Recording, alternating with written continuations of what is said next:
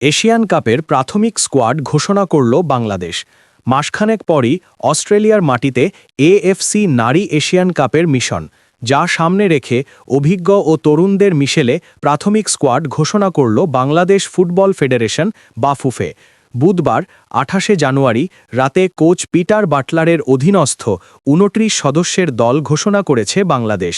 এবারও সুযোগ হয়নি সাবিনা খাতুন, কৃষ্ণা রানী সরকার, সানজিদা ইসলাম, মাসুরা পারভিন কিংবা মাতসুশিমা সুমাইয়ার মতো অভিজ্ঞদের। স্কোয়াডের বেশিরভাগই তরুণ মুখ। অভিজ্ঞদের মধ্যে রয়েছেন ঋতুপর্ণা চাকমা, আফৈদা খন্দকার, মনিকা চাকমা, মারিয়া মান্ডা, তহুরা খাতুন, শামসুন নাহার, শিউলি আজিম ও রূপনা চাকমারা।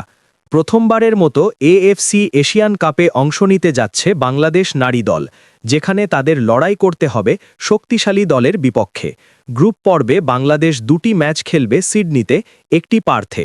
আগামী বছরের ৩ মার্চ এএফসি এশিয়ান কাপে অভিষেক হবে বাংলাদেশের। ওয়েস্টার্ন সিডনি স্টেডিয়ামে চীনের বিপক্ষে ম্যাচ দিয়ে লড়াই শুরু করবে আফৈদা ঋতুপর্ণারা। ৬ মার্চ একই ভেন্যুতে দ্বিতীয় ম্যাচ খেলবে উত্তর কোরিয়ার বিপক্ষে।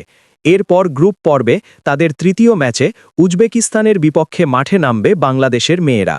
পার্থ রেক্ট্যাঙ্গুলার স্টেডিয়ামে এ ম্যাচ অনুষ্ঠিত হবে ৯ মার্চ।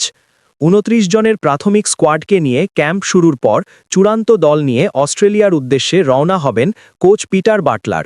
প্রাথমিক স্কোয়াডে যারা সুযোগ পেলেন: শামসুন নাহার, মনিকা চাকমা, মারিয়া মান্ডা, তহুরা খাতুন, শামসুন নাহার জুনিয়র, মিলি আক্তার, সিনহা জাহান শিখা, তন্নিমা বিশ্বাস, রুমা আক্তার, হালিমা আক্তার, মোসাম্মত সুলতানা, উম্মে কুলসুম, নবিরান খাতুন, ফেরদৌসি আক্তার সোনালী, কোহাতি কিসকু, আইরিন খাতুন, মোসাম্মত সাগরিকা, উমেহলা মারমা, রূপনা চাকমা, স্বর্ণা রানী মণ্ডল, আফৈদা খন্দকার, শিউলি আজিম, স্বপ্না রানী, শাহেদা আক্তার রিপা, ঋতুপর্ণা চাকমা, নাদিয়া আক্তার জুথি, অনিকা রহমান ও উন্নতি খাতুন।